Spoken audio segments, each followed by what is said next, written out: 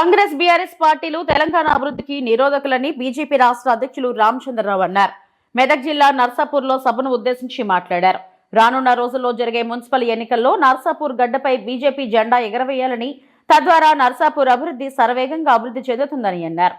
కేంద్రంలోని బీజేపీ సహకారంతోనే గ్రామాలు, పట్టణాలు అభివృద్ధి పదంలో కొనసాగుతున్నాయని, ఇక్కడ కూడా అధికారంలోకి బీజేపీ వస్తే అభివృద్ధి మరింత పరుగున పడుతుందని ఈ సందర్భంగా వ్యాఖ్యానించారు. బీజేపీ బలపరిచిన అభ్యర్థులను గెలిపించాలని కోరారు.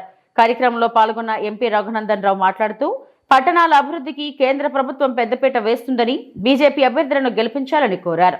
మున్సిపల్ ఎన్నికల ప్రచారంలో భాగంగా నర్సాపూర్లో కార్నర్ మీటింగ్ నిర్వహించారు. కార్యక్రమానికి ఎంపీ రఘునందన్ రావుతో పాటు బీజేపీ రాష్ట్ర అధ్యక్షులు రామచంద్రరావు పాల్గొన్నారు.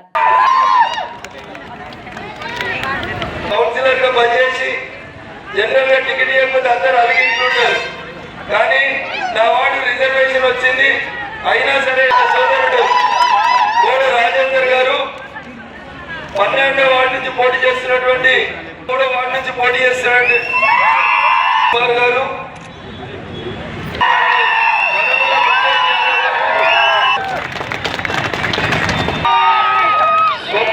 స్వప్న అంజనేయ నర్సాపూర్ పట్టణ ప్రజలకి సేవ చేయాలని మీ అందరి ఆశీస్సులను కోరుతూ మీ ముందుకు వచ్చినటువంటి సోదరి స్వప్న అంజనేయులు గౌడ్ గారు,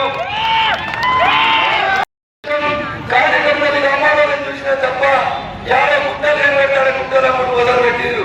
కాంగ్రెస్ వాళ్ళు పెట్టిరా వదిలే గుట్టలు, చెరువులు, గుట్టలు అన్ని పోతా ఉన్నాయి. యాదవ్, సురేష్, కోడ రాజేందర్, యాదగిరి, వీళ్ళంతా 2 సార్లు 3 సార్లు కంటిన్యూస్ గా తెలుసుకుంటూ వస్తున్నారంటే మంచి పనులు చేస్తే ప్రజలు ఆదరిస్తారు. పైసలు ఇచ్చే ఓట్లు రావు, పైసలు ఇచ్చే ముఖ్యమంత్రులు గారు, పైసలు ఇచ్చే ప్రధానమంత్రులు గారు, పైసలు ఇస్తే తీసుకుంటారు ప్రజలు. ఓటు ఎవరికి వెళ్ళినా వాళ్ళకే ఇస్తారు. నా మీద ఓడిపోయిన ఆయన మళ్ళీ వచ్చిండట, నర్సాపూర్లో అడ్డ పెట్టిండట, ఒక్కొక్క కౌన్సిలర్ కు 10 లక్షలు ఇచ్చిండట టీఆర్ఎస్ వాళ్ళకి. నన్ను ఎలక్షన్లలో కొట్టడం చేత కాలేదు. ఎంపీ ఎలక్షన్లలో మళ్ళీ సిగ్గులేక చదువుకున్నాడు, ఐఏఎస్ ఆఫీసర్ అని చెప్తారు. పైసలు మంత్రులతోనే ఇంగిత జ్ఞానం లేదు ఆయనకి.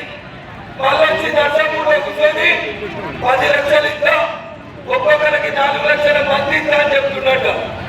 ఇదే నేర్పించిండా మీ బాబు కేసీఆర్ అని ఒక్కసారి అడగాలి.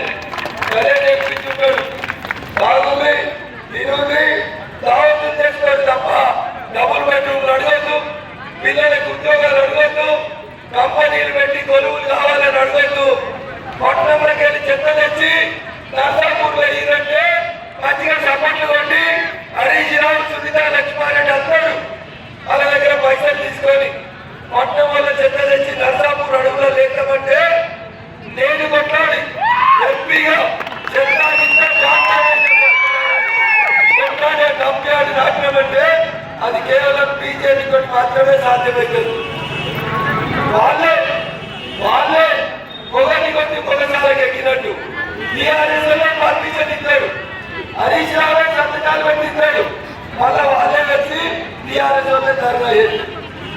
ఇంతకంటే దారుణం ఇంకొకటి ఉండదు. అందుకని దయచేసి నర్సాపూర్ నియోజకవర్గ ప్రజలు అమాయకులు, మోసపోతారని అనుకుంటున్నారు టీఆర్ఎస్ వాళ్ళు, కాంగ్రెస్ వాళ్ళు. ఒక్కసారి ఆలోచించారు దయచేసి. ఏం మార్పు వచ్చింది? సునీత, లక్ష్మారెడ్డి గారు ఎన్నిసార్లు ఎమ్మెల్యే ఉన్నారు? ఏమన్నా నర్సాపూర్లో మార్పు వచ్చిందా? సిద్దిపేట ఎట్లయింది? గజ్వేల్ ఎట్లయింది? నర్సాపూర్ ఎట్లుంది? ఒకసారి ఆలోచించారు. మదన్ రెడ్డి గారు 10 ఏళ్ళు ఎమ్మెల్యే ఉన్నారు. కేసీఆర్ నాకు దోస్త్ అంటాడు, కన్సల్టేట్, క్లాస్మేట్, అల్టిమేట్ అంటాడు. మరి గజ్వేల్ కు రింగ్ రోడ్ వేసుకున్నారు. ఒక బస్సు డిపో పెద్ద కేసీఆర్ నాకు బాగా దగ్గర ఉన్నాడు అన్నాడు. వచ్చిందా? హైదరాబాద్ ఎంత దూరం ఉంటుంది నర్సాపూర్?